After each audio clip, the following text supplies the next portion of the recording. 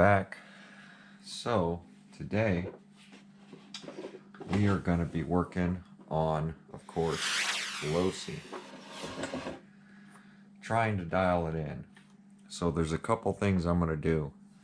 I spent a couple hours updating the program card for this. The problem with, I did update my program card, but it still doesn't work. The update for the program card off Horizon site was 1/4 of 2021. Since this came out after, the program that's in it is not available. So they don't even have the software available to tune this RC yet. So that's one thing. So I'm going to do it manually, which I'll grab the instruction booklet, we'll go through it and do it manually, and we'll get that done. A couple other things I want to do. I went ahead and pulled the one clip out of this side, the small clip, and I ended up sticking it on the other side because that shock is so weak on the left side, and I don't know why that is. But it seemed to help when I took it out last time with the added mid to top end power. You can watch it walk around, and that's because the tires are giving way. Also, the tape I stuck in here, it was rubbing the tape pretty bad. So I'm going to raise up the back of the body. That's one thing I'm going to do because I do notice the body does hit. So I'm going to bring this up probably a couple notches just to get that rear away from the body so that it gives it room for the tires to grow. It definitely looks cool this way, but it's not working for me. The body's actually pushing down on the wheelie bar a little bit, and that's not working. So I'm going to bring the body up just in the rear, not in the front. So I'm going to do that. The other thing we're going to do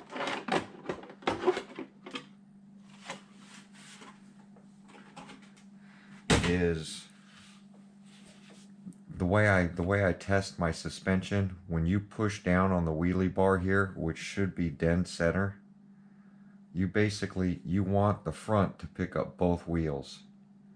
And right now, with me adding one of the small shims over here and pulling it out from over here, I'm still using all the shims. It's helped a lot, but you can tell that this shock is still giving way, and it's lifting this right front wheel and not the left wheel. Even with me all the way over to one side, pushing mainly on this shock, it starts to push even. So that's how off I am on my suspension. The other thing that I'm noticing is that when it's taking off, I'm not getting the lift. The front's still kind of heavy. You kind of want that thing to come up on the wheelie bar. So I really need to raise up the front. I'm going to probably kick the shocks up. I think I have one level to go up to raise the front end up a little bit because the chassis got a huge rake to it right now. So I'm going to try to level that out a little bit by getting the front up a little more. And then we're going to change the shock oils in here. I have a feeling there's no oil in this shock. I think this one's got some oil. I don't think this one has some oil. So we're going to go ahead and check that. And the other thing I'm going to do is loosen up this slipper clutch some more. So those are the changes I'm going to make in this video. So if you guys want, stay tuned and we'll see what's going on. The other thing I want to talk about is I've been getting, I don't know if it's one guy or a few people asking about the app I'm using to get these times. Like, how am I doing that? And I keep telling everybody it's the Sky RC.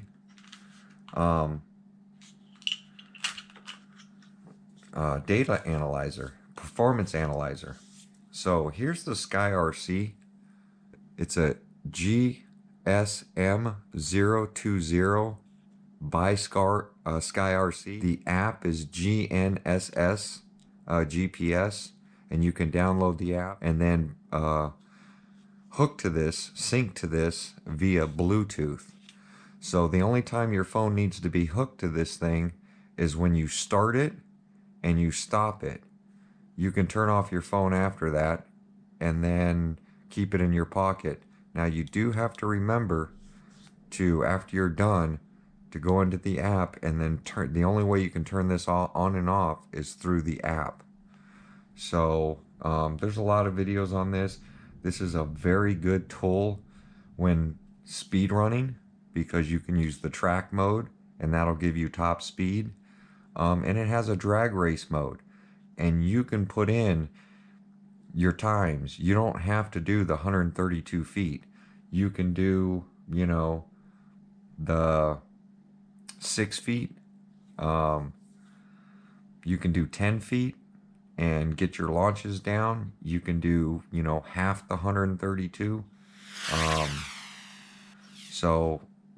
And if you don't have the room, if you can get your short track down, once you figure out what your top speed's going to be, I know that this one's going to be around 50 miles an hour, 50, 51, maybe even 52, because if I feel it's a little faster than Watermelon, just from the 48 mile an hour time I got with it. And I still wasn't full trigger. I'm pretty sure the 23 tooth pinion I have in here is too tall. I'd like to see that around probably a 19 or a 20 tooth. I think that will be optimal for this RC, but all I have right now is the 23. Somebody was saying I can pull gears out of another RC that I have, that it's the same gear. I don't take gears out of any of my cars. I don't take parts off of them. I set up my cars and I forget about it. If I need more parts, I go buy them. So I will be buying a pinion for this thing. So let me get these rear shocks off. That's going to be the first thing. I'm going to leave the Sky RC out of there. And all I did was stick a piece of Velcro there. You can see all the rubber that's in here now. And then this Velcro's into every one of my RCs. I just find a good spot. This one fits perfect right in here, and works out great. And then as you see, I've kicked the battery. I still have room to go back on the battery.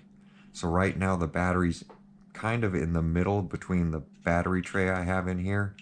So I'll unclip it, stick the wires on the opposite side, and I can push it back even more to get more weight to the rear. That's why I was trying to move the battery back, is to get me more traction in the rear, more weight in the rear, and to go that route. So, and I might raise up the wheelie bar a little bit, just to give me more height.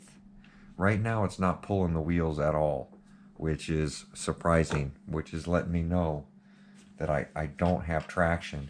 Somebody was asking me about the tires.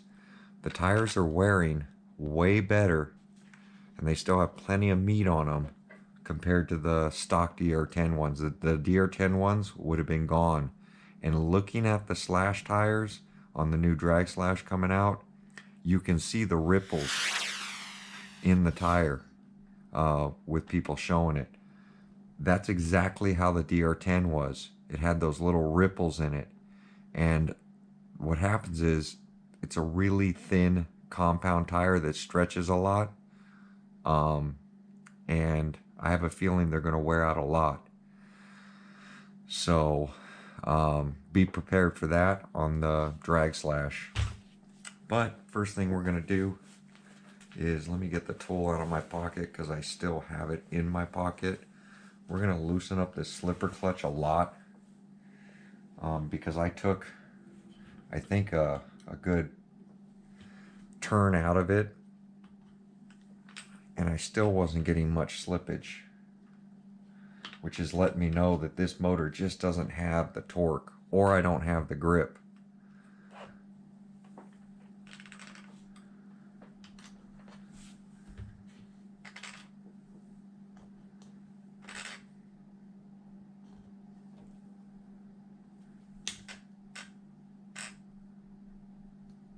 I'm going to have to re-glue this one tire.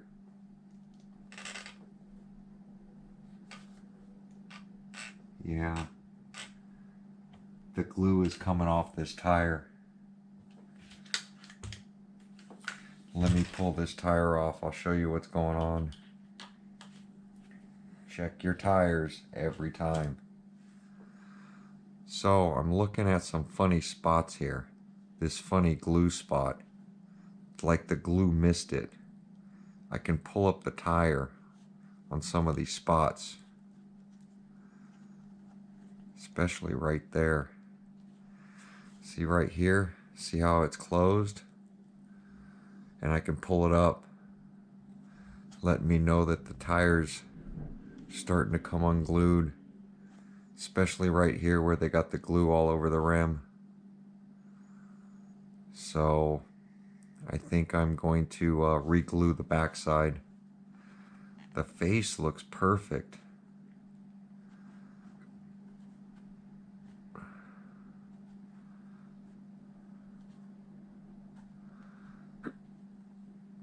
So I am going to glue the back sides. And I might as well, if I got to break out glue, I might as well glue both sides of the tire. But let me pull them off. So what I'm going to do is I'm going to mark the rims as well, because I have a direction to the wheels doing the burnouts already, and I don't want to cross them. If they are belted, they're going to get a memory to the pattern of the way that they're wearing for the alignment I have on both sides. If you have a car that's new and it keeps going one direction, like left, left, left, and you keep adjusting your shocks, try flipping your tires and see if it continues to go the same direction or if it goes straight or the other direction. Not all tires are exactly the same roundness. It's true when it comes to cars as well, real cars. If you put on a set of tires and you get a drift left, sometimes in the alignment industry, we would flip the tires in the front or the rear and see if it changes direction. If it does, then we know there's an issue with the tires. So if you're having your car launch bad one direction, go ahead and flip your tires from left to right. I did it with the DR10. It made no difference.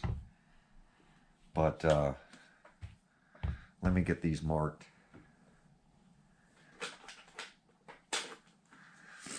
So what I'm going to do is I'm going to put a tire rotation direction on it.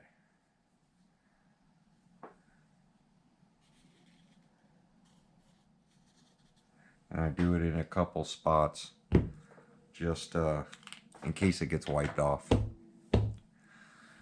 Earl's quick tip of the day.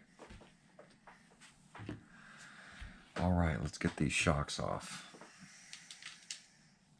Now, I was reading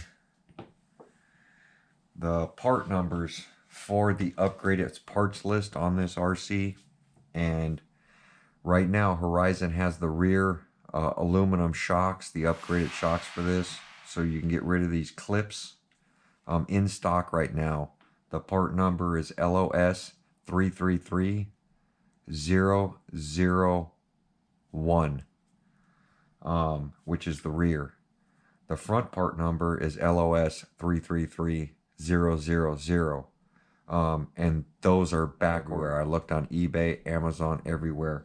Fronts are nowhere around, but the rears, which is LOS for Losi, LOS 333001. So I'd say get them ordered up as soon as you can, because I'm sure those parts are going to be out of stock very soon. You can get away with the front shocks being the way that they are. The rears, you got to do too much adjusting to them constantly, and to have to keep messing with clips at every road you go to, I don't know. I just don't think it's worth it. That's just my opinion. And it's $49. I think it came to like 53 out the door for a set of the shocks. So anybody out there got one of these cars on order, go ahead and get those shocks bought as soon as you can, because like I said, all this drag stuff that's coming out right now, it's going to be very hard to find shocks for it that are available. I might raise the rear suspension. Yeah. I might have to raise this rear suspension up one. And if I do that, I might leave the body alone. So I'm popping it off. Oh, see, that comes right off. That's so ridiculous. So this little piece, which is like the pillow ball that goes in there, it's already loose. Doesn't stay snapped in. It literally just falls out. Doesn't stay in. That's how cheap these shocks are in the rear. And I think RC Guy Garage had a problem with his Big Rock. All those little pillow balls that were plastic, literally, he had to change them all. But that one's got like a spacer built into it. So I wonder if the new shocks will have that same little spacer built into it.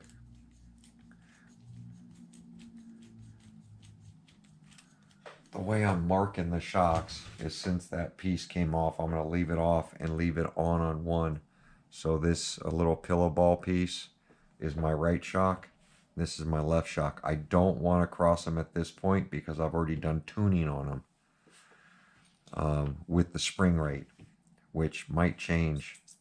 Listen to that. Sounds like air. You can hear the big difference. This one feels so much stiffer.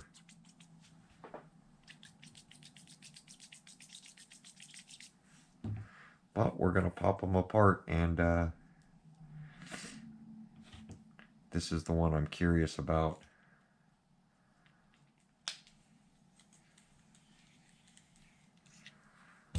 See how much fluid we have. I might have to thicken up the fluid. So there is an O-ring. The fluid is high, but you can see all the air in it now. It's just a little low.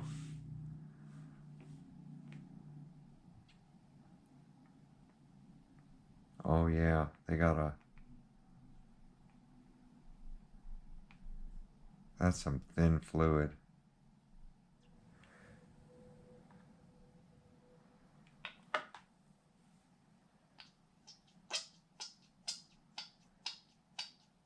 So I'm going to go with a 20K in the rear. I believe this has got to be somewhere around a 15K. 10 or 15, maybe even a 5K. I don't know. It's pretty thin.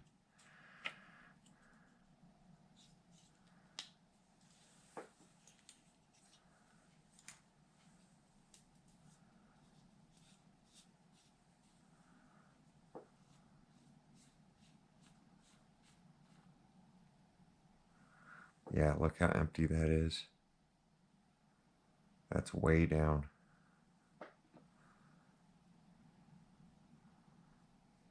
That's some really, look how low that is.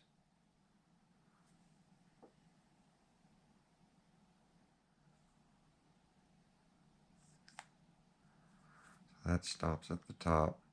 And this one, so there, you can see right now that they have different throws. This one all the way in, the piece doesn't come out. This one all the way in, the piece is coming out. That's telling me that this needs to screw on a little more. So you definitely don't want that piece coming out of the top. So, and that's this one.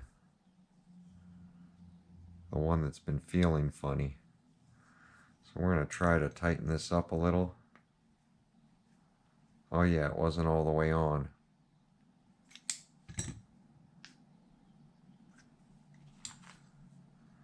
It was falling off.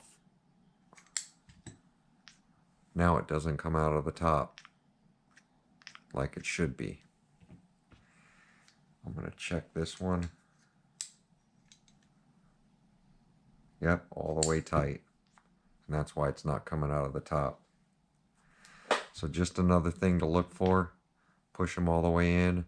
Make sure that that's not coming out. Now this one doesn't come up as high as this. This one still comes up a little higher than I'd like, but it's not coming past the top now. So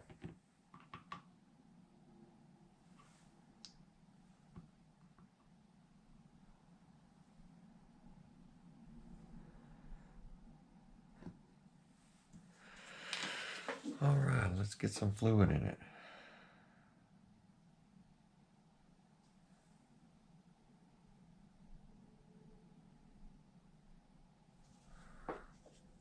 This is some TLR.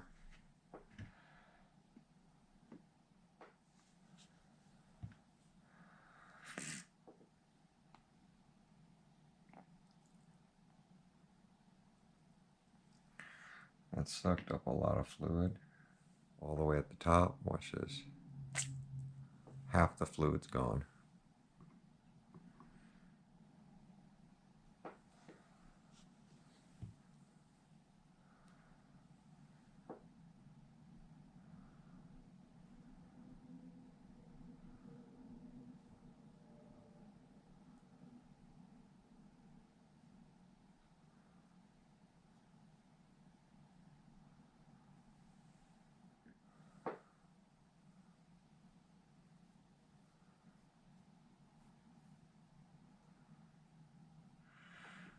We have to loosen those bleed screws.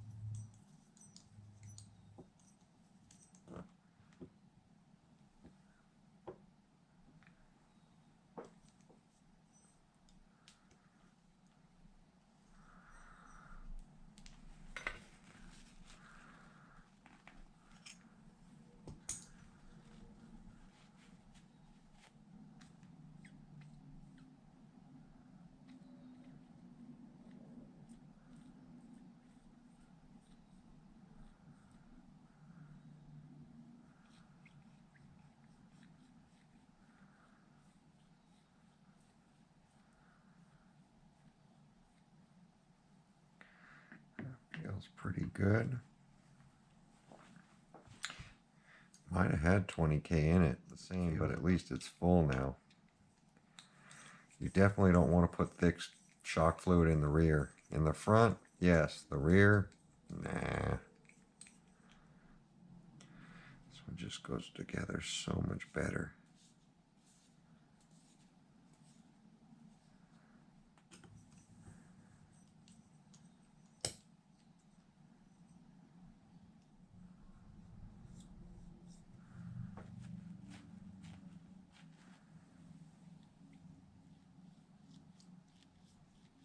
Nice and silent now. No air. And it deadheads and doesn't push the shock back out. It's the way I like to set mine up. I like the shock oil to do the work.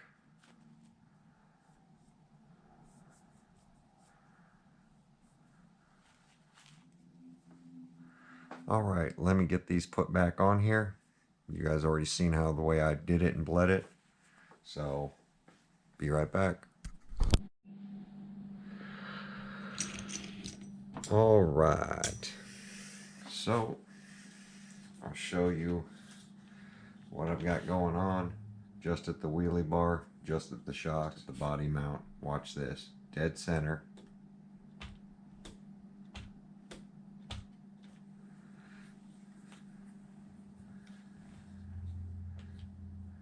Dead center. Lifting straight up now. Instead of twisting to one side. Both wheels off the ground.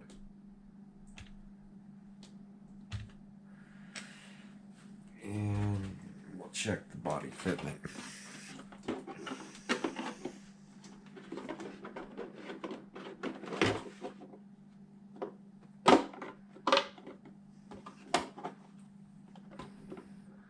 Still really close, but not near as bad as it was. Now I've got some suspension travel before it actually hits.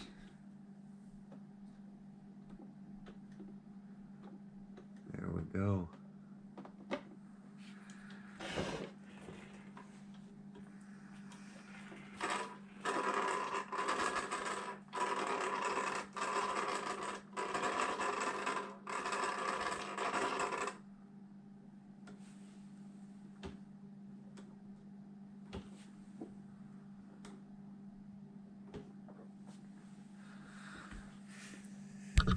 Well, there we go, guys. So, got all the adjustments done except for the ESC, which I'll have to do a little bit later. I still got to read the owner's manual and see which setting it is, and I'm going to lower the brakes that way.